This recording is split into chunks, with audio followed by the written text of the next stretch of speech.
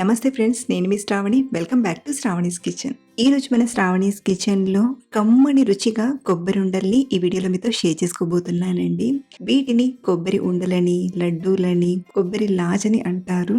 అలాగే వీటిని ఇలా పాకం పట్టి చేస్తే ఎక్కువ రోజులు మంచి రుచిగా తినేయొచ్చు. చూస్తేనే నోరూరిపోతుంది కదా. సో మీరు కూడా ఇంట్లో పచ్చి కొబ్బరి మిగిలిపోయినప్పుడు కానీ లేదా హెల్దీ వేలో మృదువైన స్వీట్ తినాలనిపించినా తప్పకుండా ఈ ఉండల్ని ట్రై చేయండి. నాకు తెలిసి ప్రతి ఒక్కరూ ఈ స్వీట్ ని చాలా బాగా ఇష్టపడతారు. మరి ఆలస్యం చేయకుండా ఈ కొబ్బరి ఉండల్ని ఎలా చేయాలో ఇప్పుడు చూద్దాం రండి. ముందుగా కొబ్బరికాయని తీసుకోండి. ఇక్కడ నేను ఒక ఫుల్ కొబ్బరికాయని కంప్లీట్గా వాడుతున్నాను. మీరు ఇంకా ఎక్కువ క్వాంటిటీతో చేయాలనుకుంటే నేను చెప్పిన క్వాంటిటీని పెంచుకొని చేస్తే సరిపోతుంది. ముందుగా ఈ కొబ్బరి షెల్ నుండి కొబ్బరిని తీసుకున్నాక ఇప్పుడు వీటిని గ్రేటర్తో తురిమి తీసుకుందాం.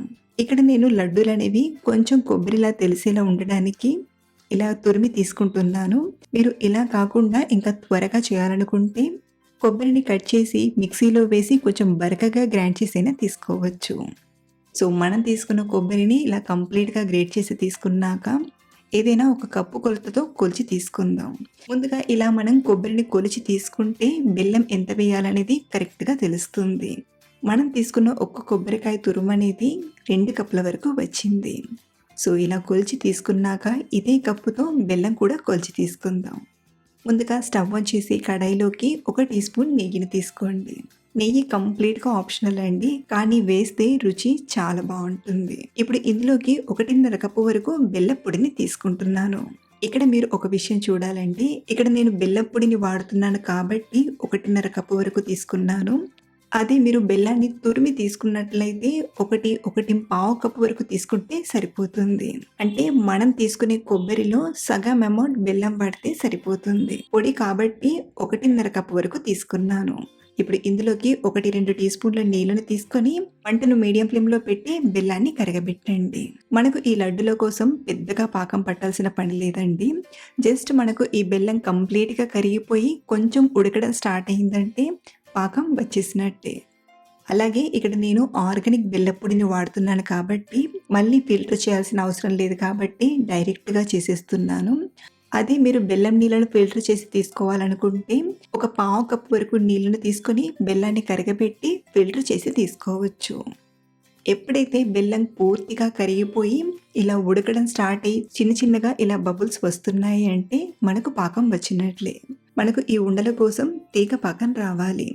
ఇలా కొంచెం పాకాన్ని తీసుకొని చూసామంటే చూడండి, ఇలా తీగలా రావాలి. ఇది మనకు ఈ ఉండలు చేయడానికి కరెక్ట్ కన్సిస్టెన్సీ అన్నమాట. ఇలా వచ్చేంత వరకు బెల్లం పాకాన్ని బాగా ఉడికించాక ఇందులోకి మనం తురిమి పెట్టిన కొబ్బరి తురుమును తీసుకోండి. ఇలా తీసుకొని కలుపుతూ ఉండగానే ఇది కాస్త పల్చగా అనిపిస్తుంది. ఇలాగే కలుపుతూ ఇది కొంచెం దగ్గర పడి ప్యాన్కి కొంచెం సెపరేట్ అయ్యేంత వరకు బాగా ఉడికించండి. అలాగే ఇలా ఉడికిస్తున్నప్పుడు హై ఫ్లేమ్లో ఉడికించారంటే అప్పుడప్పుడు కొబ్బరి ఉండలు అనేవి చేదొచ్చేస్తాయి. కాబట్టి మంటను మీడియం ఫ్లేమ్లోనే పెట్టి బాగా ఉడికించండి. ఇదంతా చక్కగా ఉడికి ఇలా దగ్గర పడాలి. చూడండి, బెల్లం నీళ్ళనేవి లేకుండా చక్కగా ఉడికిపోయింది కదా. ఈ టైంలోనే చేతికి కొంచెం నెయ్యిని అప్లై చేసుకొని కొంచెం ఇలా తీసుకొని ఉండలా వస్తుందో లేదో చూడండి. ఇది ఇలా ఉండలా వచ్చిందంటే కరెక్ట్గా మనం ఉడికించినట్లు.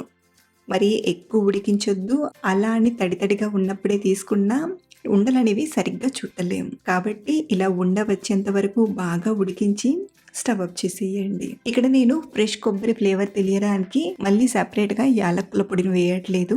మీరు కావాలనుకుంటే 1/2 టీ స్పూన్ యాలక్కుల పొడిని వేసి బాగా కలపండి. ఇప్పుడు ఈ కొబ్బరి స్వీట్ని ఒక ప్లేట్లోకి తీసుకొని చల్లారబెట్టండి. కొంచెం గోరువెచ్చగా అయ్యేంత వరకు కాస్త చల్లారిన తర్వాత చేతులకు కొంచెంగా నెయ్యిని అప్లై చేసుకుంటూ చిన్న ఉండల్లా చుట్టి తీసుకుందాం.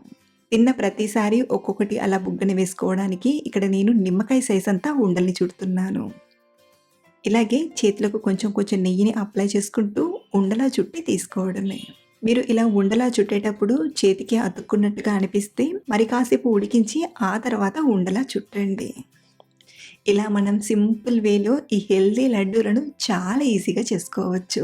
మీరు కూడా ఈ ఫ్రెష్ కోకోనట్ లడ్డూని డెఫినెట్‌గా ట్రై చేయండి. చాలా అంటే చాలా బావుంటాయి. అలాగే ఇలా చేసిన వీటిని మనం బయట పెట్టుకొని స్టోర్ చేసుకున్నామంటే వారం రోజుల పాటు నిలువుంటాయి.